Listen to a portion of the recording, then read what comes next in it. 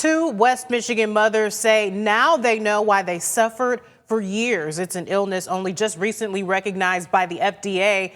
They say for years they were dealing with symptoms like extreme fatigue, hair loss, and body aches before finally they learned about what's called breast implant illness. I spoke with them about their journey.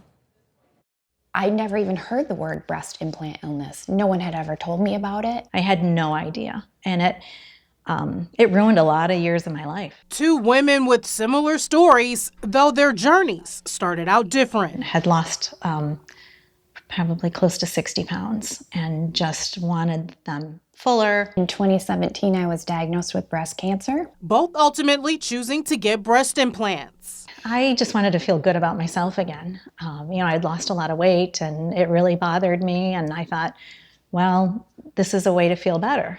Initially, I thought I'm just gonna go flat. I don't want extra surgeries. I don't want the hassle. But the societal pressures kind of got to me. Things were said to me like, well, what about bathing suit season? And you might want to feel more normal in clothing. Both wishing they had been given more information. Had I known the risk, I never would have made that decision. Both say they started to feel sick. Instead of feeling better after chemotherapy, I felt worse. I had just thought that I wasn't bouncing back from chemo. I started to notice a change, and then it was about over a 6-year period where it just continued to get worse and worse and worse. Your body reacts to a foreign object, and it just creates a lot of symptoms. I had chronic fatigue, I had joint pain, ringing in my ears, blurred vision, double vision. Things slowly start to get worse.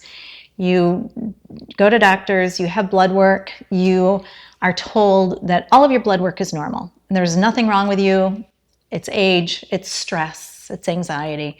It's menopause. It's menopause, it's all of these things. I remember feeling terrified, like I thought my cancer was back. And doctors were telling me that it was my new normal. I remember going to bed one night, and I was in bed for 11 hours. And I got up the next morning, and I looked in the mirror, and I thought, I look like a drug addict.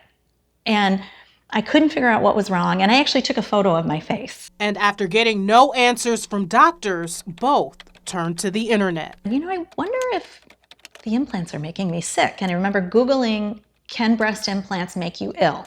And a list of symptoms came up, and I read them.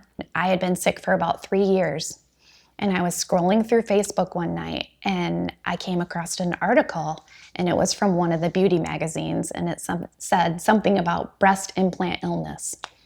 And I thought, breast implant illness, what is that?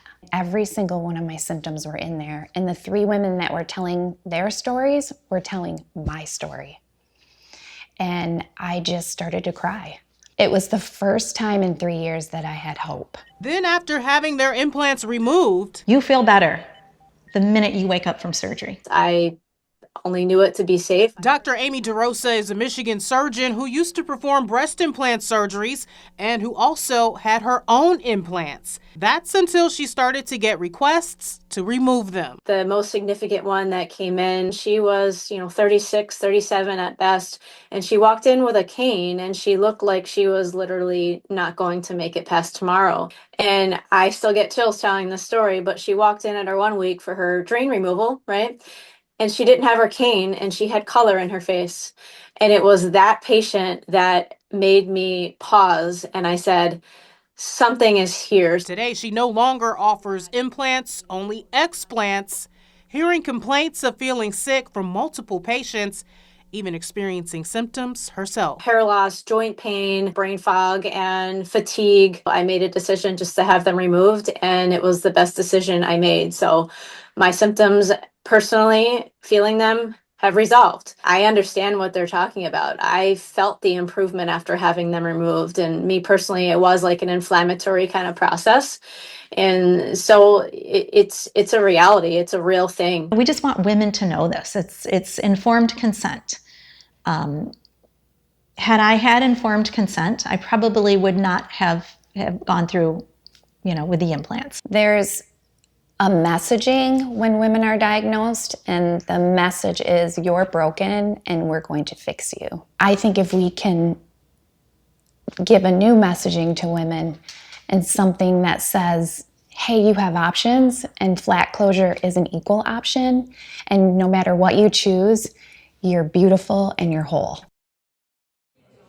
Now, it's important to note not everyone with breast implants will have this experience. The FDA only just recently started to acknowledge breast implant illness. Starting in 2021, breast implant manufacturers are now required to include warnings about possible symptoms on packaging and any informational packets.